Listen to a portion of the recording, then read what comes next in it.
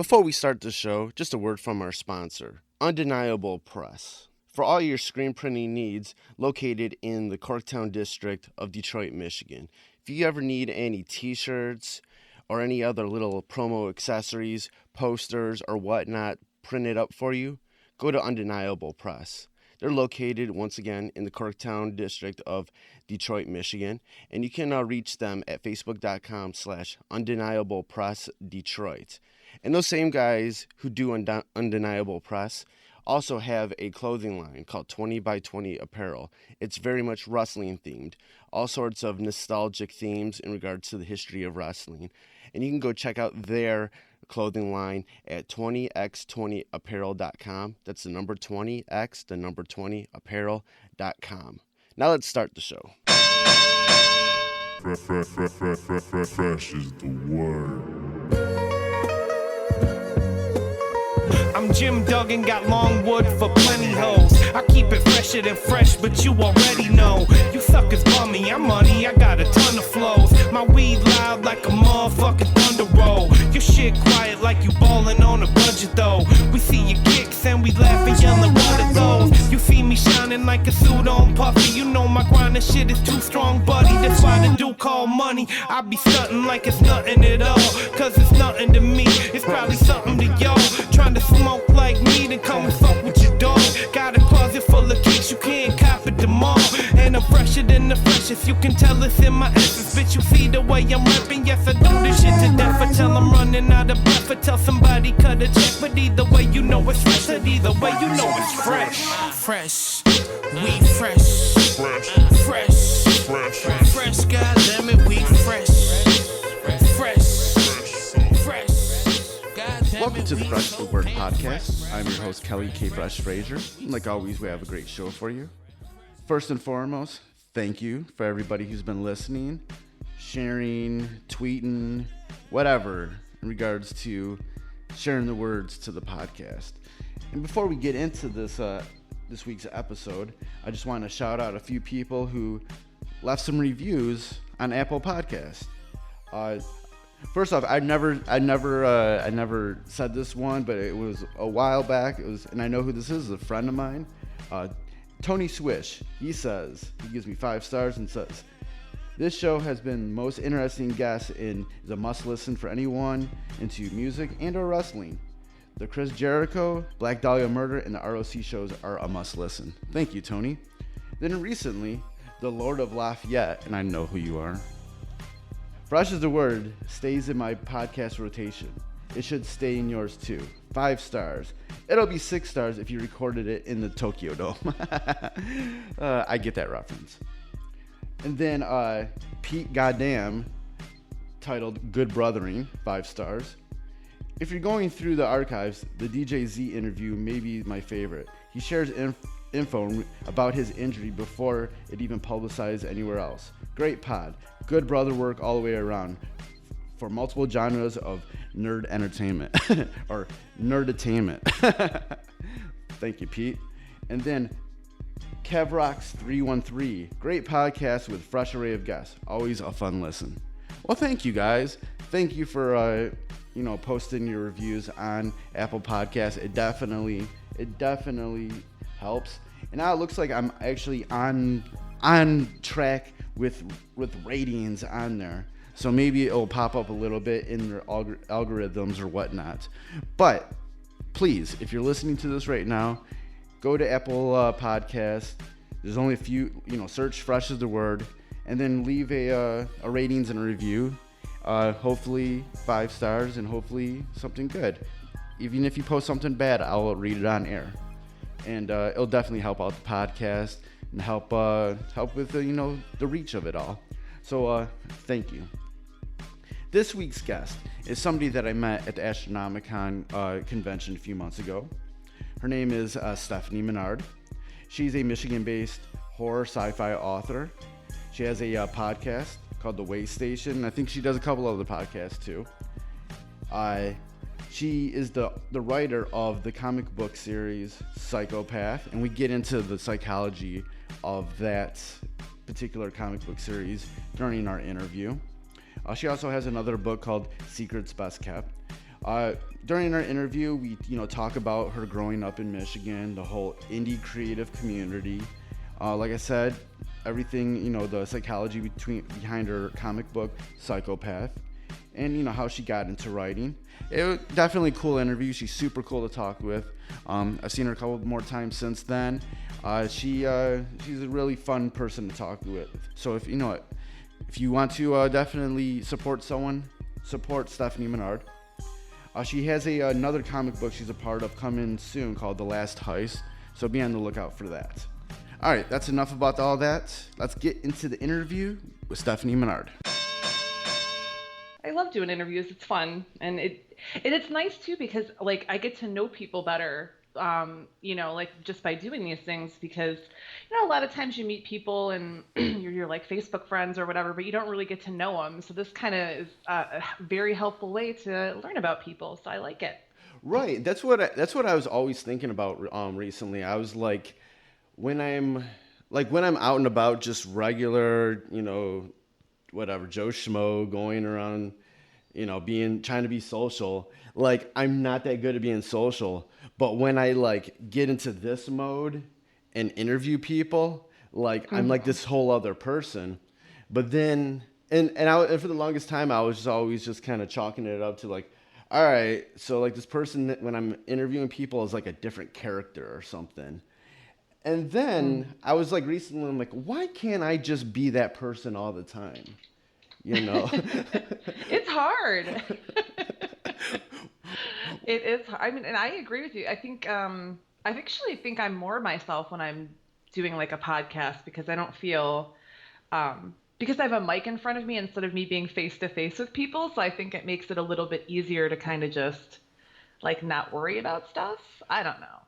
And I even mentioned this to my therapist recently. Is I can do interviews really well because in my head, that conversation is already it's almost predetermined that this is going on. It's not in the wild when you're going up to talk to somebody and you don't know if that person wants to talk or not. Right, or even if they're nice. Right. Because people are mean. There's some very not nice people in the world. So. Right. So yeah, I met you at the Astronomicon convention, and I had a blast. I'm that was the first sort of convention of those sorts that I've ever been to, because I've been more of a hip hop or a music guy, hip hop, electronic music, rock, and I always go to that type of stuff. But sort of a Comic-Con pop culture thing, that was super cool. It was and everybody was super nice, And the funny thing was, going back to just what we were talking about, I was as soon as I got there, I was being so super social with everybody and talking with all the vendors and the exhibitors and everybody. It was super nice. Yeah, everybody. I mean, there's a really good community, I think, in Michigan when it comes to conventions. I mean, I know a lot of the people, the other artists and writers and stuff. We do a lot of shows together here in Michigan, and then the vendors are really cool too. I've made friends with a lot of them, and it's just a really cool group of people, and everybody we pretty much all have each other's backs, and it's just we're pretty lucky here to have that kind of community. So. Right. When I me coming from a hip hop background, the hip hop scene was how I kind of came into the city. My roots are in there. Sometimes when you're dealing with some of those guys, I always feel I'm being sold upon something. They're always trying to sell me something, whether it's their CD or something, or them to help them out or whatever. When I was going around the convention and even talking with you, we ended up talking about your comic book and everything, but it was in such a normal tone, normal conversational tone that I didn't feel I was being sold anything. Nothing was being jammed down my throat. Everything was a super cool conversation. That's kind of how I roll. I know there's a lot of people and I get it. I get why, there are people that are like that, because, we put a lot of money and time and effort into the stuff that we do. So I think for a lot of people, that's why they do that. And for them, that's great. I don't like to be talked to that way. So I just kind of talk to people the way that I would want to be talked to, just a normal conversation. And of course, I'm going to talk about my work because I'm proud of it.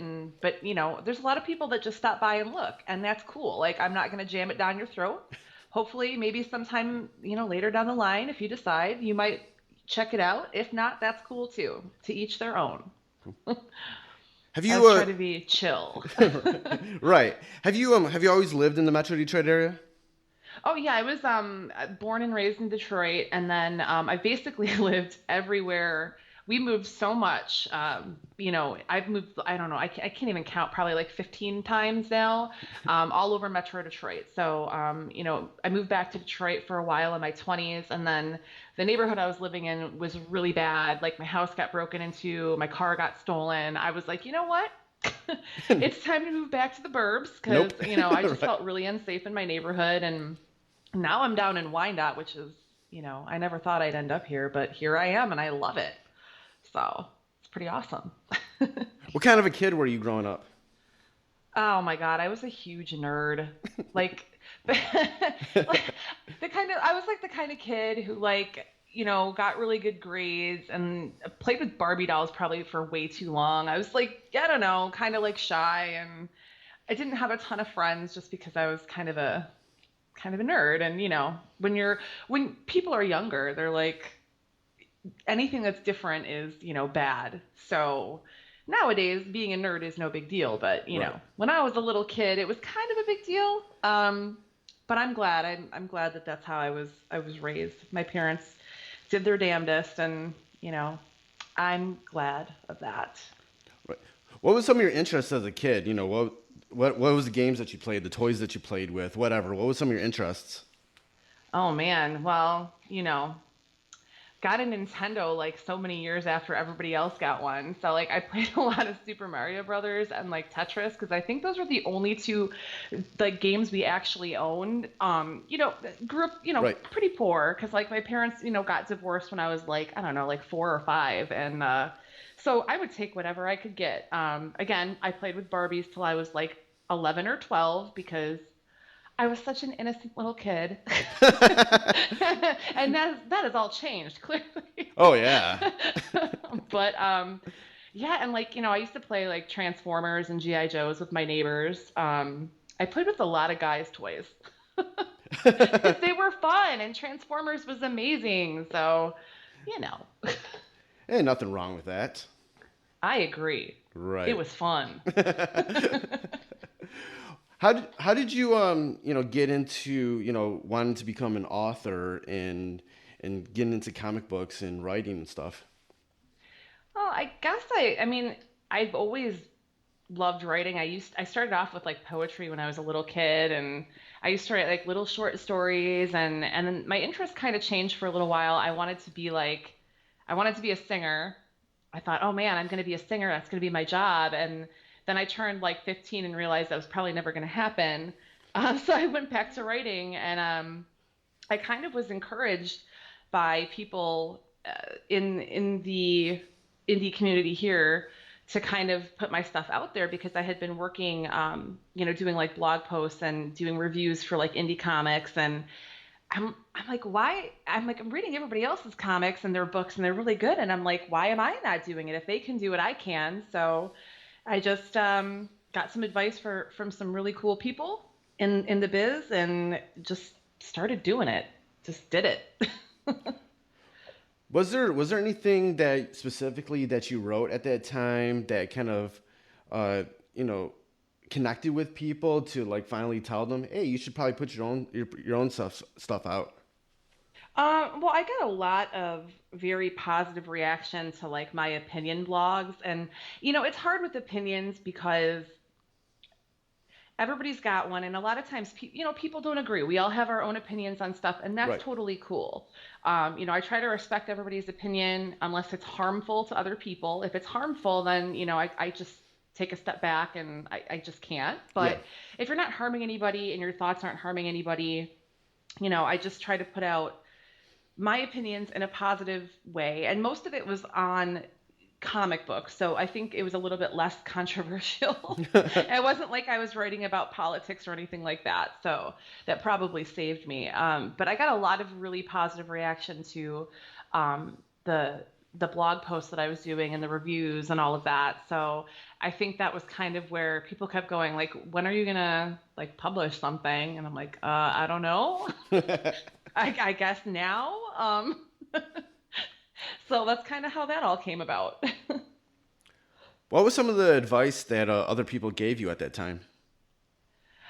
Oh man, just to, be nice and work hard. And I mean, these are things that I do anyway, so it's kind of, I'm like, perfect, this works. I'm nice and I work hard, so okay, I can do this. And I got some advice from like Casey Pierce about starting my own imprint, which is Scapegoat Press. Like she recommended tax dude to me, so I've been going to him, and we set up the business through him, and that was thanks to Casey and her good advice. Right. But everybody was like really helpful in just kind of in being encouraging and saying like, if you have questions, and I've had to ask a million questions.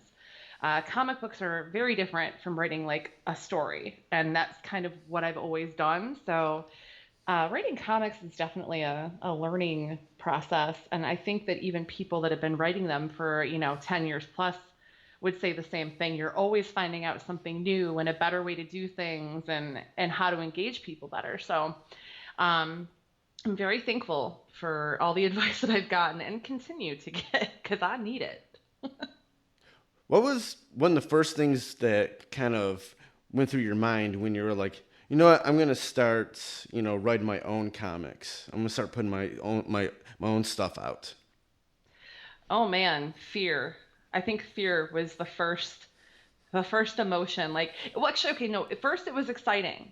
And then I stopped to think about, okay, so I'm writing something and I'm going to be putting it in front of a large audience. Holy crap, that's scary. Putting yourself out there like that is really difficult. And, you kind of have to have a thick skin, because not everybody is going to, relate to what you write. We all have our different perspectives and we write our certain way, and it's not for everybody.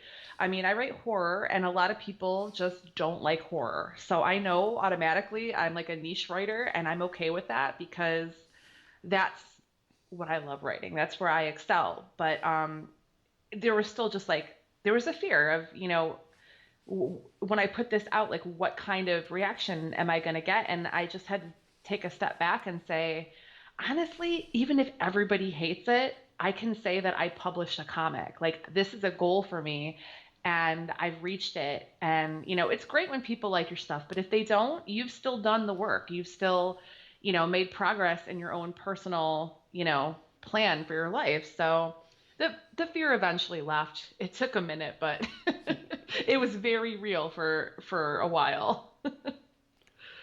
What was the first thing that you put out? The first thing I put out was the first issue of Psychopath. That was my first comic, and it's I love it. I love my first comic. You can definitely see a growth in my writing, like as you progress through the series, because the series is complete now. So I mean, I'm very proud of the first one, and I'm proud of the steps that I used to improve, up until issue 3. So it was a very interesting first thing to write, because it's very abrasive, and there's some scenes in this comic that are kind of brutal. And when I wrote it, I wasn't trying to be offensive. It just felt natural, like this is how the story should go. So yeah, I started off writing probably one of the most offensive things that I've ever written. Yeah, it gets wild, man. It gets wild. Yeah, I mean, I'm like, I would look at it and I'd go, should I mean, I have to leave that in there, but man, people are going to think I'm crazy. And it was fun. I was interviewed the first year, because this came out in 2015. And I was interviewed by a friend, Derek Becker, who does comic pros and cons. And he was just like, you're so nice. And then I read your comic and I was like, oh my God, that is messed up. And he's like, how are you so nice and you write this stuff? And I'm just like, it's fiction, you don't have to be the person you're writing. Right. It's just that's just the fun, it's the fun part of it. Horror is fun to me. What do you think you were able to improve upon, evolve upon during this the 3-issue run of Psychopath? Oh man, time management for sure. Yeah, it's when I was writing all 3 of these issues, I was working, like a full-time job, and then I do, several podcasts with Podcast Detroit, so I was having to prep shows, and then, I had to find time to write because I'm like, okay, well, I have deadlines and I have to get these out, so I learned much better time management, and um, I definitely improved my comic pacing because pacing, like I said, comics and stories are very different. You're able to do a lot more with a story, and with a comic, you have a limited amount of pages to tell a story, and you have to let the art kind of speak too, which I was trying to be super controlling because that's just, I don't mean to be that way, but I am. I'm like, this is my baby, and I had to learn to let go of some of that control, and it actually made the process so much easier, and just to trust my artist and to trust my team and know that they're going to do what's best for the book. So I learned a lot, so much in the last couple of years. And there's, like I said, still more to learn, so I love learning. I'm definitely open to it. Yeah, making a comic book is always a team effort because you have the writer, you have the artist, and you have all these people coming together to make this. How do you sort of let go of that control and be able to work as a unit? Well, luckily, my colorist on Psychopath, the series, I had known before I started the series, and so we kind of already had a working relationship, which was really cool. Whitney Cook, she's amazing, and she does work for Devil's Due, and she's now doing some stuff for Big Dog Inc. with Tom Hutchinson, which is awesome. She's super talented, and I love her. And and then it was just kind of when I met the rest of my team, kind of getting to know who's just having conversations with them. I feel the better you know the people you work with, I mean, the better you'll work together. So, we had Skype meetings, and I was in contact with them all the time, and just kind of, just checking in, seeing how things were going, and then taking advice from them because they've all been doing this longer than me. So, where I might say this is how I want something to be, they're more seasoned than I am. And if they say, hey, you might want to look at it in this way and maybe change this and this, just taking that advice and kind of, moving things around or fixing something that, might not be the greatest. That kind of helps too, when you have that give and take with your team. And Ted Woods, I knew before he started working on my books, and he was the letterer. Super nice guy, great artist. So it was, for this first team was pretty easy because I knew 2 out of the 3 of them before we started. So it was pretty, you just kind of have to just trust the people that you work with. And but if that trust does get broken somehow, I mean, you have to have that honest communication and make sure that you're all on the same page. That's very important. I remember you saying that you went to school for psychology. Is that correct? That is correct. Okay. Where'd you go? I went to U of M. Cool. How much does that education go into the writing of your comics? I would say quite a bit, especially with Psychopath. Just because I'm using a lot of the knowledge that I learned on from the DSM manual and from taking, abnormal psychology and things of that nature. It allowed me to kind of create characters that were accurate representations, as accurate as they can be for being fictional, to these types of psychopathy. And because there's 3 different types that I kind of look at. It's the born psychopath, the mentally ill person that has they're not even aware that they're crazy until it's too late, and then the made or created psychopath. So I think that it helped immensely, and I think, I love really delving into how people think. So I think it played a big part, and I think it'll always play a big part in how I write. I love psychology is so interesting. I loved it.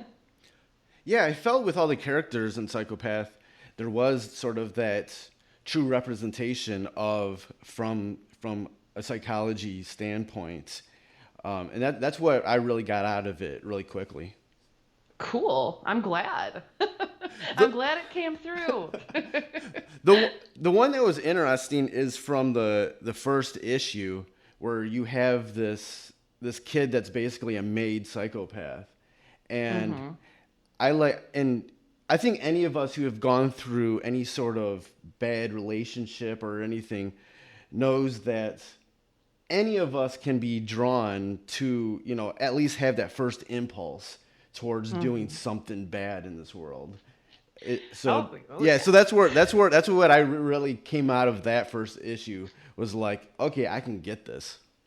Yeah, it's kind of like, just having like that one bad day. Like one of my favorite movies is Falling Down. Yeah. And, I think that he has a mental illness. He has some issues to begin with, but like, he's just trying to go about his day, and then he just has this terrible day. And all of a sudden, I mean, he's doing things that he's never done before, and he's, shooting people. And like, I mean, it really, snowballs pretty quickly.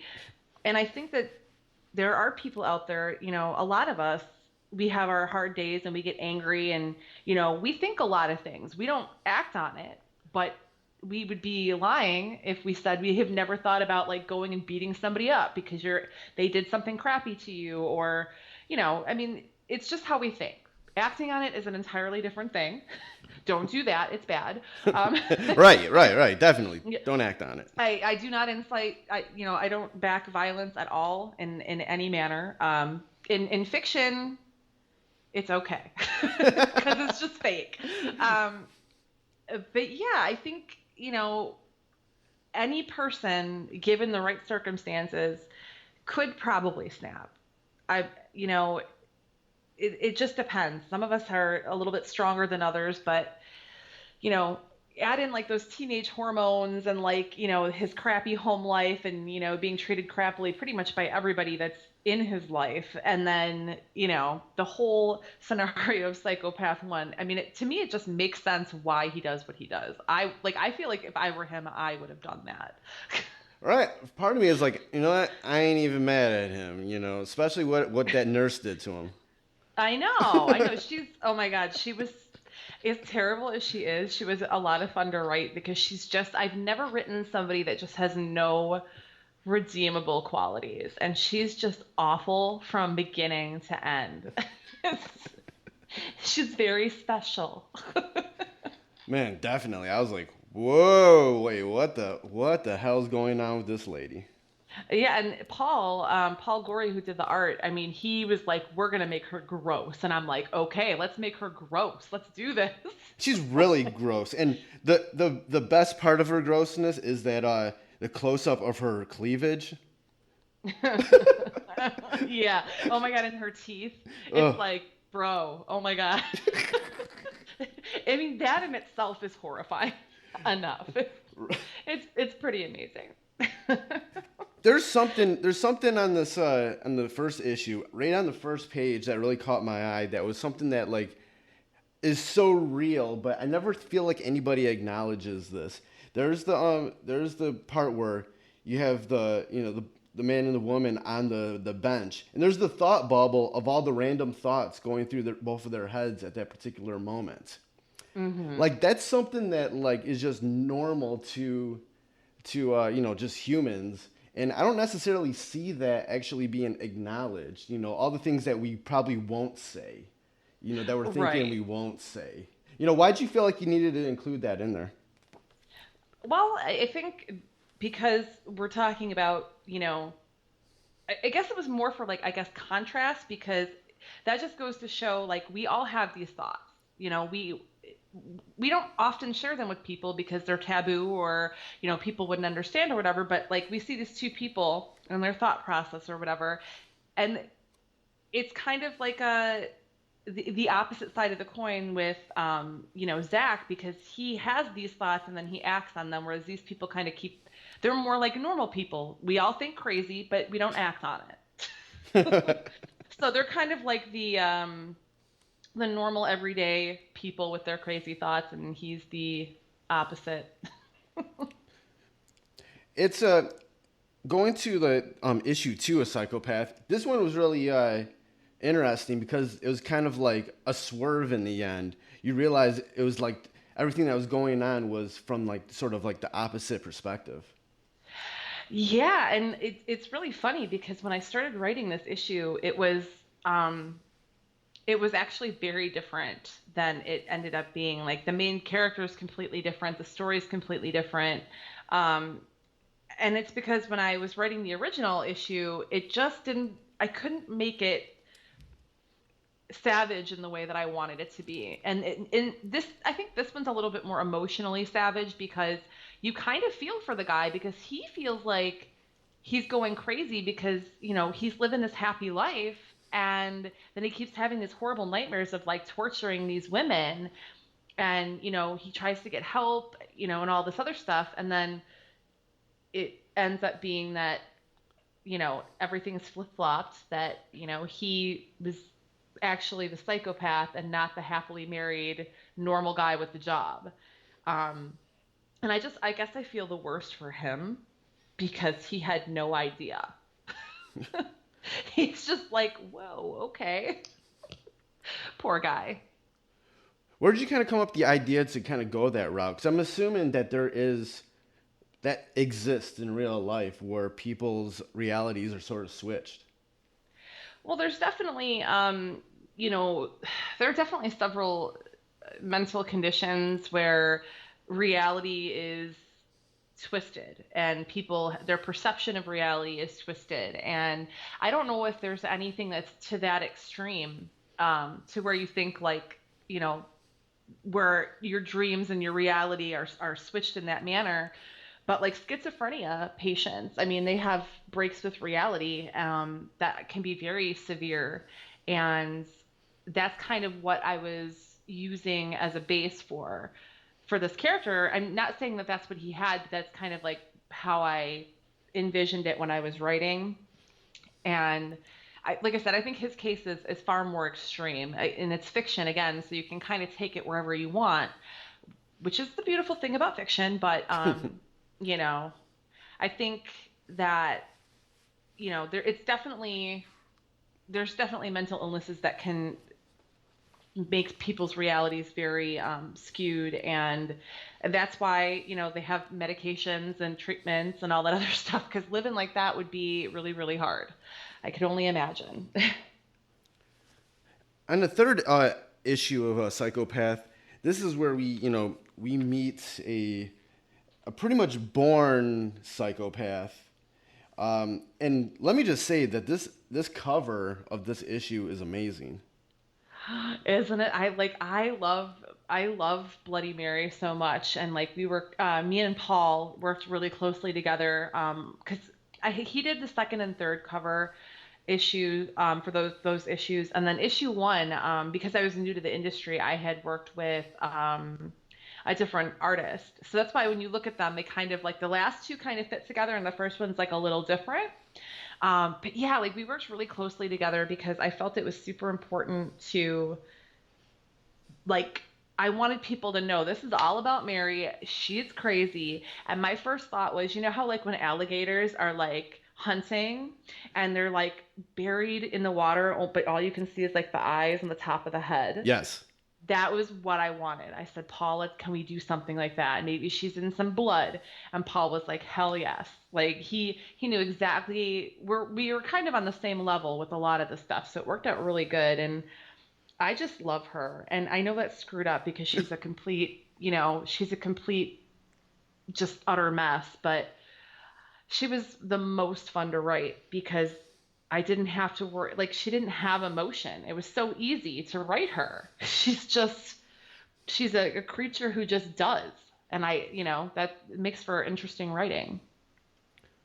Where was the sort of motivation to write this Bloody Mary character?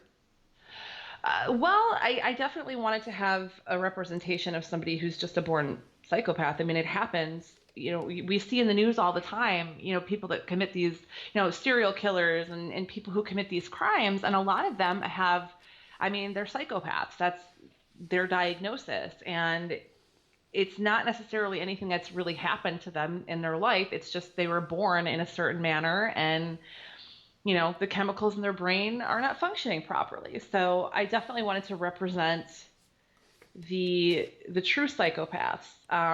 And her character actually has a cameo in issue 1 because I wanted to make sure she was in all of the issues. So she has like one panel, and I don't remember what page it is, and I don't have it with me, but there's a panel where you see a blonde nurse, and I think it's when Zach is in the sitting room looking at the television, and that's Bloody Mary. So she's there in that one. Then obviously in issue 2, it ends with her interview at the psych ward, which ties it into 3.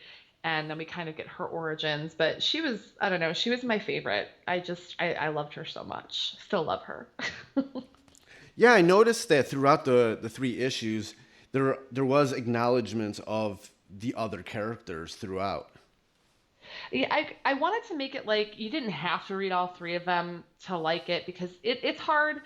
I do most of my selling at conventions, and I know that, I might not see the same people year to year when I'm putting new stuff out. And I have an online store, but, it's people they like to meet the person a lot with indie comics, and they'd rather go to a convention and pick up a copy. And I totally understand that. So I was worried, that I might miss some people with, issue 2 or 3 when they came out. So I'm like, okay, well, let's try to make them so they can stand alone, but have ties so that people that read the entire series, can see that it is cohesive and that, there is a path that we follow in all 3. So, I was trying to keep the reader in mind because I know, I've bought issues of comics, at conventions and I haven't been able to find like the next issue. And it's always frustrating when it's an ongoing story. So I just tried to make them as self-contained as possible while still having that common thread. What do you think is that common thread throughout this series? Well, I think, other than the fact that, we're looking at a series of psychopaths, I think that it really just kind of focuses on individual struggle. And I wanted to make sure that it was personal because I think, more often than not, mental health is kind of looked at in a broad spectrum. And if you don't study, psychology or things of that nature, I think that there's a lot of things that just kind of get blanketed over and kind of lumped together. And I just wanted to try and make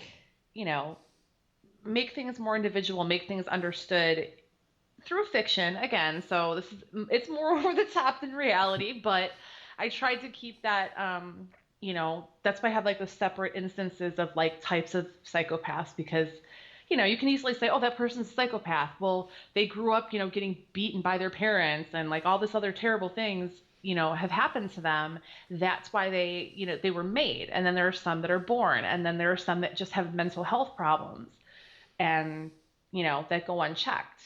So I just wanted to kind of represent individual mental health issues within the blanket of the word psychopath. So, so now that this run of the series is over with, what's next for you? Ooh, so many fun things. I have a new one-shot coming out called The Last Heist. And I'm working with some really awesome people. I've got Robin Jones lettering. Saint Yak is doing all the art, including the cover. I have Robert's doing the colors, and also Robert Nugent is doing the colors and the cover. And it's beautiful. It's already in production, so I'm hoping to have it out in a couple of months. So it'll be out this con season. I'm working on a short film called The Outing, which will also be out this summer. I'm going to be in 2 other movies I started getting into acting, so which it's fun, it's just a good time. So I have two other movies that I'm working on this spring/summer, and then I have another open-ended series that I've already started writing that's called The Aeonian, and it kind of looks at if you are told that you have like an endless life, like what do you do with it? Do you become jaded? Like how do you behave when you know you're not going to die?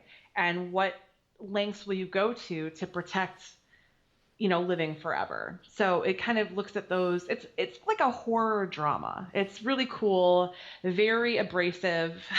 It's totally me. And then I do have another horror anthology, the sequel to Secrets Best Kept, which hopefully it's either going to be out the end of this con season or the beginning of next, depending on if I can keep my time management together. Right. So yeah, a lot of stuff. Always working. You're a part of a couple of podcasts also. Yeah. I do Shot of History, which is a history podcast. It's really fun. They're like short episodes, 30 minutes, and we just drink and talk about history and some interesting badasses, and it's been a really cool experience. We've done it now for 2 years, and it's doing really well. We're actually doing our second anniversary on March 24th. We're going to be live at Old Shillelagh's from 2 to 6.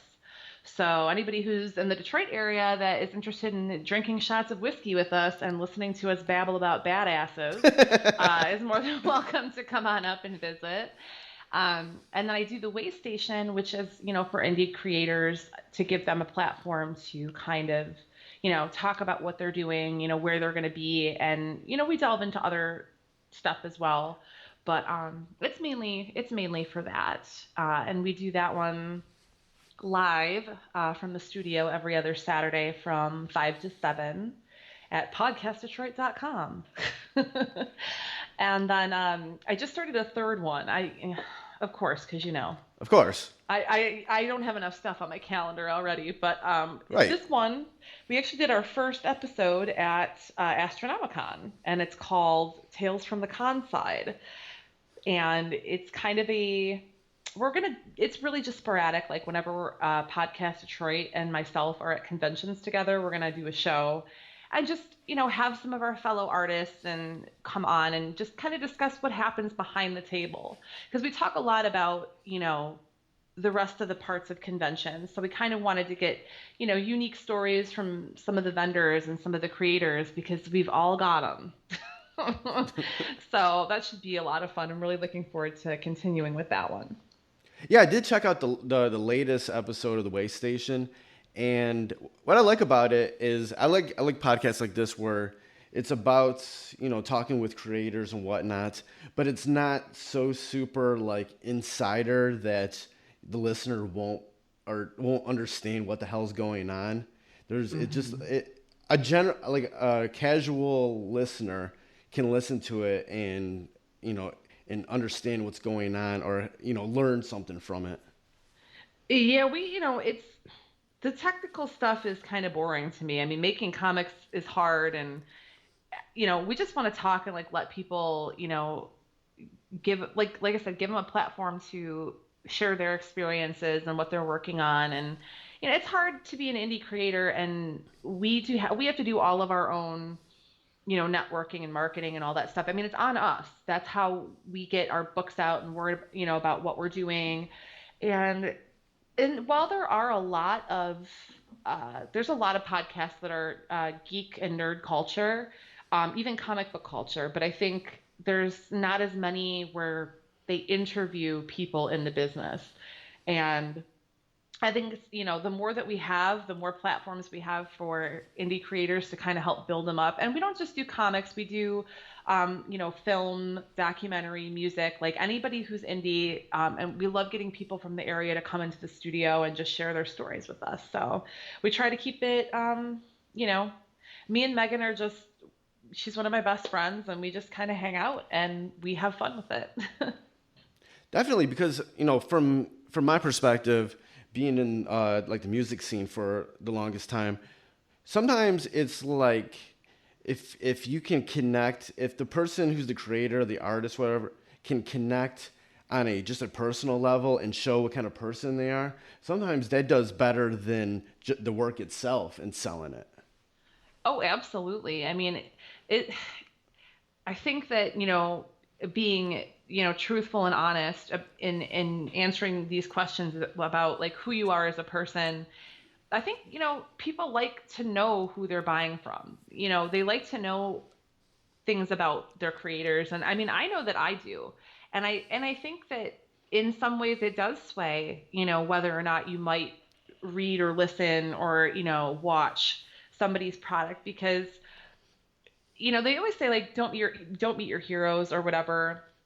And luckily I've never met, anybody who I've really, fancied from afar, like in terms of like a writer or an actor, that's been crappy. But I hear all these stories and I'm just like, how do these people talk to people like this and expect them to support them? Like I'm just happy to be doing what I'm doing. I'm happy to have, you know, people that like it. I mean, I don't understand like there being there's no reason to be crappy. There's no reason to step on anybody's toes. There's no reason to drag anybody else down. We're all doing our own thing. And I'm excited to see what everybody's doing. And it's hard to create, it takes a lot of guts. And, I just applaud everybody who does it, because no matter what anybody else says, you're doing something, you know, you're living your best life and you're doing something that you've dreamed of doing. And I think that's beautiful and it always deserves to be applauded. To close out this interview, I did pose a question to you ahead of time for you to think about. This is something that I'm doing, something new that I'm doing with interviews, to kind of close it out, to kind of put a thread into this podcast. What I'm going to ask is, who is someone that's been a part of your life or career that realistically I could also interview that would be a great story to tell? I would highly recommend interviewing David C. Hayes. He is a B-movie actor. He's with SourcePoint Press. He does The Rot and Rotten Tail. He is one of my favorite people. He's very genuine. He's kind. He is he's always willing to mentor new people in the business and critique and help other people out. And I just enjoy him as a person. I don't get to see him a lot. We did a movie together, UFO, the Otis Files, and he was the star. And he's just something else. Like once you meet him, you just instantly if you don't love this guy, you're crazy. You know what? He's that guy. You know what? I did meet him at Astronomicon along with Casey Pierce. Awesome. Aren't they both awesome? I love them both very much. Yeah, definitely. They're good people. Yeah, I'm already got things in the works with Casey to come on the podcast, and I was already thinking about having David C. Hayes, hitting him up also. Oh yeah. He does so much too. Like he's always working on some new project. He works so hard. I just can't say enough good about him. So yeah, definitely. I would definitely get him on your show if you can. Great. All right, before we end this podcast, where can people find you online? The best place would be my website, StefaniManard.com. Because there's links to everything, like my event calendar is on there and all my podcasts are on there. And there's links to buying any of my comics or my books that are currently out. So that's probably the best place. I'm on Facebook and Instagram too, Stefani Manard. You'll find me if you really want to. It's not that difficult. And I'm on Twitter. I'm everywhere. And Vero, apparently, that's a thing. So I'm on there. You're I'm everywhere. all over the place. Okay, that was my interview with Stefani Manard. Definitely support her and other creatives just like her. They're the heart and soul of any creative community. And just a reminder on how you can follow Fresh is the Word and myself, K Fresh, on the internet. Fresh is the Word. You can subscribe to it at iTunes, Stitcher Radio, Mixcloud, SoundCloud, Google Play, and TuneIn. Just type in Fresh is the Word, and it's right there. And please, leave some feedback, leave some good reviews, hopefully good reviews, leave some ratings, whatever. It'll definitely help support the podcasting and make it grow. You can always go to the website, freshasthepodcast.com, and share any links from the website on your social media. You can follow me at Twitter and Instagram at KellyOmegaFresh. I'm on Facebook at facebook.com/KFresh, and on Mixcloud at mixcloud.com/Renzel. You can follow Fresh is the Word on Twitter at FITW Podcast, on Instagram at Fresh is the Word Podcast, Facebook at facebook.com/FreshIsThePodcast, SoundCloud at soundcloud.com/FreshIsTheWordPodcast, and that's about it. Definitely, follow us online and share what you can. It'll definitely help out the podcast. This week's Fresh Pick of the Week is a comic book that's already garnered a lot of attention. It's called Abbott, and it's written by a Michigan-based, Detroit area-based author, Saladin Ahmed. It's set in Detroit circa the 1970s. It's like a detective drama meets sci-fi thriller that ties in many socio-economical themes and issues. It's really cool. Like, what's cool about it is that not only is it set in Detroit, but for all of us that are from the Detroit area, you'll see a lot of familiar places set in the artwork throughout the comic book. It's a really good series. I believe we're 3 issues deep at the time of recording this podcast episode. It is super cool. So check out Abbott. It's a really good comic book. So that's about it for this week's Fresh is the Word podcast. Thanks for listening. Goodbye and good night. Fresh is the word.